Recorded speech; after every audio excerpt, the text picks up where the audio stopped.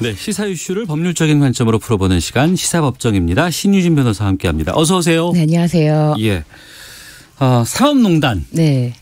박근혜 정부 시절에 사법행정권 남용 혐의로 재판받고 있는 판사들이 있습니다. 네. 그런데 이제 재판을 받는 과정에서 이제 지난달부터 복귀를 했다고 들었어요. 네, 맞습니다. 그러니까 판사로서의 역할을 다시 수행하는 거 아니에요, 지금? 네. 그런데 그동안 계속해서 법관 재판 수당은 계속 받고 있었다고요? 네, 이게 법관 재판 수당이라는 것이 네. 저도 이 기사를 보면서 KBS에서 왜 사법 행정권 남용에 연루된 판사들에게 재판 수당을 지급했을까? 재판은 분명히 배제가 된 걸로 알고 있는데 예. 그래서 재판 수당에 대해 생각을 해봤는데 제가 어저께 재판이 이제 4건 있었어요. 네. 근데 저는 4건을 준비하는데도 힘들었지만 그 재판부가 정말 실제로 재판을 하고 있는 재판부는 네. 하루에 막 많게는 50건 이상도 재판을 하거든요. 그래서 재판 수당 자체는 반드시 필요하다. 그런데 네. 이 재판 수당을 어떻게 지급하느냐 이 부분을 KBS가 단독으로 막 취재를 한 거예요. 그런데 보니까 이 재판 업무가 배제된 그 사법 연구 업무로 네. 발령을 받은 그 사법 행정권 남용 관련된 그 판사님들한테도 모두 지급이 됐다. 네. 이런 거예요. 예. 그러니까 한 1년 동안에 220만 원부터 880만 원까지 재판 수당이 지급됐다고 해요. 그래서 이게 어떻게 재판 수당이 왜 지급이 됐냐. 예. 그래서 KBS가 예. 어떤 연구 실적이 있는지를 또 직접 문의를 했대요. 예. 그랬더니 대법원에서 연구 보고서는 없었다라고 예. 답변을 한 거예요. 연구 보고서가 없는데도 이 재판 수당이 지급된 거는 그 이제 사법 연구 목적 재판 단지 재판을 직접 하는 것뿐만 아니라 재판을 지원하는 업무를 하는 경우에도 재판 수당을 그전에 그냥 지급을 해왔는데 이거를 아주 세밀하게 들여다보지 않고 무분별하게 지급했던 거죠. 그러니까 판사만 다 준 거 아니에요? 네. 이거를 그냥 본봉이 작으니까 네. 월급에 붙여서 그냥 월급으로만 지급을 한 거죠. 예. 저희 시사본부에서 이제 이 사법 관련된 여러 가지 판결 결과에 대해서 얘기를 하면서 이거 좀 국민의 법감정과는 다르다 이런 네. 얘기를 참 많이 했었는데 이런 수당 챙기는 건 정말 국민의 감정과는 다르게 잘 챙기신 것 같다는 생각이 드는데 네. 그렇다고 해도 그 재판 수당을 받으면 안 되는 게 사법 연구 수당을 받는 거면 또 모르겠지만 네. 재판 수당으로 받는 건 바람직하지 않다고 보거든요. 네. 그렇죠. 그 지점인 거죠, 바로. 그러니까 이게 사법 연구 업무 발령이라는 게 네. 정말 순수한 연구 목적으로 발령을 하면 괜찮은데 이렇게 어떤 문제가 있어서 네. 대기 발령을 하는 경우에도 사법 연구 발령이라고 하고 사법 연구니까 재판 지원 업무다라고 네. 확장을 해서 무분별하게 지급한 거죠. 예. 그러면은 법원에는 뭐라고 해명을 하고 있어요, 지금? 법원에서는 어쨌든 법관 및 법원 공무원 수당에 관한 규칙에 따라서 지급한 거고 네. 그 지급 자체에 대해서 문제는 없지만 앞으로는 이 재판 업무에 직접적인 관련이 있는 네. 업무에 해당될 경우에만 재판 수당을 지급하는 쪽으로 검토를 하겠다라고 밝혔어요.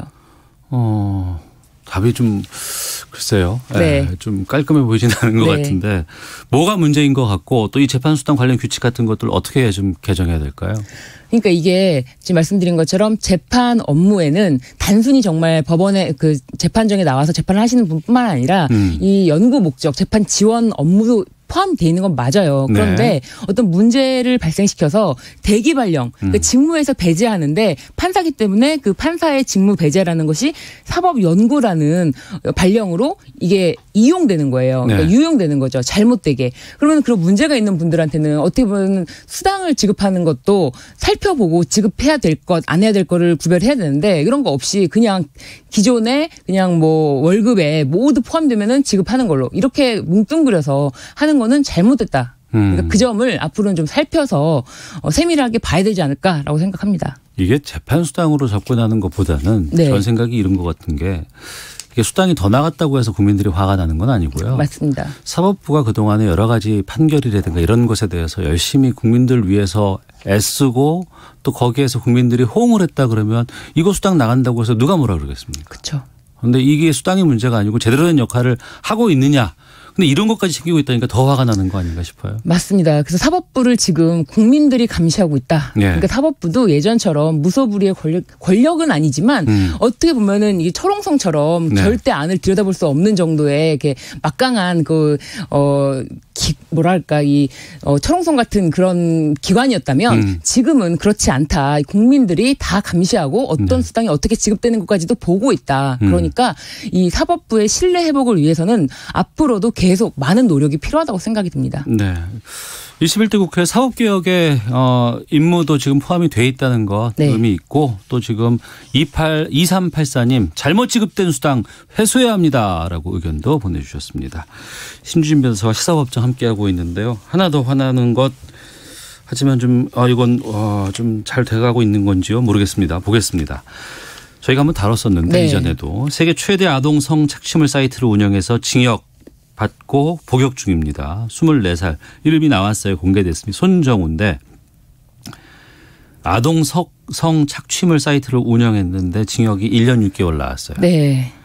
이 손정우라는 사람이 그러니까 네. 뭐 이미 다 아시고 계시겠지만 특정 브라우저로만 접속이 가능한 다크 웹에서 네. 그 웰컴 투 비디오를 운영하면서 전 세계적으로 약 4억이 넘는 돈을 벌어들이면서 이 영유아 성착취물을 22만 건을 유통한 혐의를 받았는데 네. 우리나라에서는 1심에서는 무려 집행유예까지 나왔다가 예. 그나마 2심에서 실형이 나온 거죠. 예. 그런데 사실은 이 손정우가 이 체포돼서 우리나라 재판을 받기 전에 이미 미국에서 이 사람에 대해서 구속영장을 발부했어요. 이 다크웹이라는 사이트를 이용을 해서 이 아동 성착취물들 같은 것들을 공개하고 했기 때문에 이거는 국경 없이 전 세계에서 받아볼 네. 수 있게끔 작업한 거 아니에요? 네. 그렇습니다. 그래서 이 미국에서 이미 구속영장을 집행을 했는데 네. 구속영장을 이제 발부를 했는데 그게 집행이 되려고 보니까 우리나라에서 이미 구속이 됐고 재판을 받았고 복역 중인 거예요. 네. 그런데 이제 곧 풀려날 운명에 처해져 있었는데 그 범죄 인도 네. 협약에 따라서 인도해 달라라고 하는 거죠. 네. 그래서 이제 국민들이 우리나라는 처벌이 너무 솜방망이다. 이게 말이 되냐. 1년 네. 6개월. 그러니까 이게 국민적 공분을 사서 국민청원까지 가서 범죄 인도를 해줘라라고 해서 드디어 이제 구속영장이 발부가 됐습니다. 네. 네. 미국에서의 구속영장이 우리나라에서 이제 서울고등법원에서 네. 구속영장이 발부가 된 거죠. 이제 범죄인 인도 절차를 연다고 보시면 돼요. 그러면 이제 복역이 끝나고 나면 네. 풀려날 거 아니에요? 네. 그때 다시 구속영장이 예, 맞습니다. 풀려날 때 그냥 바로 집에 갈 수가 있는 게 아니고 그 범죄인 인도에 대한 재판을 받기 위해서 네. 구속영장이 발부되기 때문에 풀려남과 동시에 구속영장이 집행이 돼서 다시 구금 상태가 되는 거죠. 이거 확정된 거예요? 네. 구금 상태가 되는데 예. 그 범죄인 인도 재판을 받아야 돼요. 서울고등법원에서. 네. 근데 그건 단심제라서 뭐 거기에 대해서 항소를 할 수가 없어요. 그냥 그대로 결정이 나면은 그대로 미국으로 가야 되는 거죠. 그럼 여기서 두 가지 보겠습니다. 네. 이 징역 1년 6개월 너무 심한 거 아니에요? 정말 이 부분에 대해서는 국민들이 공분을 멈출 수가 없을 것 같아요. 지금 네. 뭐 N번방, 텔레그램 N번방 때문에 이 아동 성착취물에 대한 인식이 이제 막 생겨났는데 사실 그동안 법원에서도 그렇고 검찰에서도 그렇고 디지털 성범죄에 대해서 거의 양형 감각이 없었죠. 그냥 실제로 성범죄를 저지른 것이 아니다. 이렇게 그냥 치부해버리고 그 안에서 어떤 일이 일어났는지 어떤 영상으로 올렸는지에 대해서 전혀 들여다보지 않은 거죠. 네. 그리고 심지어 지금 손정우 이 사람이 운영했던 그 웰컴 투 비디오에서는 뭐 성인 비디오는 올리지 마라라고 할 정도로 그 아동 성착취물에만 집중해서 네. 유포를 한 거거든요. 그러면 이 보호받아야 될 아동들이 막 심지어는 막 생후 6개월 된 아기도 있었다고 해요. 그러니까 너무 상상하기가 어려운 거예요. 이 아기들을 대상으로 범죄를 그것도 정말 극악무도한 범죄를 저지른 거잖아요. 네. 근데 이거를 막 보면서 즐기고 이런 것들에 대한 처벌 자체도 우리나라에서 1년 6개월. 근데 미국 같은 경우는 그래 궁금한 게 손정우가 미국으로 넘어가면은요. 네. 범죄인 인도 협약에 의해서 어떻게 되는 겁니까? 사실 좀 안타까운 점은 네. 그 일사부재리 원칙, 뭐 이중처벌 금지 원칙이라고 하는데 미국에도 그 똑같은 원칙이 있어요. 한 번 죄에 대해서 판정을 받고 복역을 했는데 여기에 대해서 또 죄를 네. 물을 수는 없다. 네. 그 부분이 있는데 사실 그래서 우리나라에서도 이 범죄인 인도 이 재판을 할 때는 네. 그 부분에 대한 재판이 아니고 이제 뭐 돈 세탁 관련해서 국제 자금 세탁 요 부분이 범죄 혐의가 여러 가지가 있으니까요. 예. 예, 그 부분을 관련해서 인도할지 말지를 결정을 하겠다라고 하는데 그 부분에 대해서 미국에서 네. 다시 뭐 광고라든지 우리나라 처벌받지 않았던 부분에 대해서 예외적으로 처벌할 수 있는 방법을 아마 연구를 할 것 같아요. 예. 원칙적으로는 범죄인 인도 재판에 따라서 결정된 그 항목에 대해서만 처벌할 수가 있지만 예.